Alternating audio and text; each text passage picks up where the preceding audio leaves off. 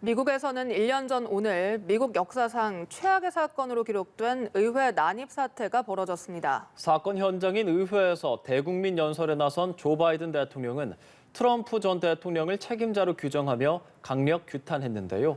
워싱턴 연결해서 자세한 소식 들어보죠. 이경희 특파원.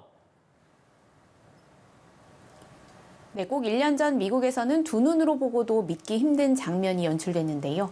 대선 부정을 주장해온 도널드 트럼프 당시 대통령의 지지자들이 조 바이든 당선인의 당선 확정 선언을 막기 위해 의회로 난입한 겁니다. 이 사태로 의회 경찰 등 5명이 숨졌고 미국 역사의 가장 충격적인 장면으로 기록됐습니다. 의회 난입 사태 1년을 맞아 조 바이든 대통령은 사건 현장인 의회 의사당에서 대국민 연설에 나섰는데요.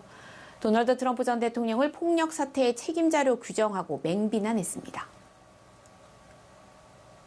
We didn't see a former president who had just rallied the mob to attack, sitting in the private dining room off the Oval Office in the White House, watching it all on television and doing nothing for hours as police were assaulted, lives at risk, the nation's capital under siege. 또 전직 대통령이 대선과 관련해 거짓을 뿌리고 있다면서 그는 단순히 전직 대통령이 아니라 패배한 전직 대통령이라고 강조했습니다. 전직 대통령을 16번이나 언급하면서 맹공을 퍼부었지만 트럼프라는 이름을 직접 거론하진 않았습니다.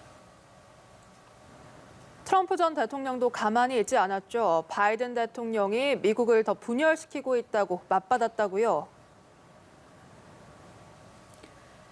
네, 도널드 트럼프 전 대통령도 단초 막불 연설을 예고했다가 여론을 의식한 듯 취소했는데요.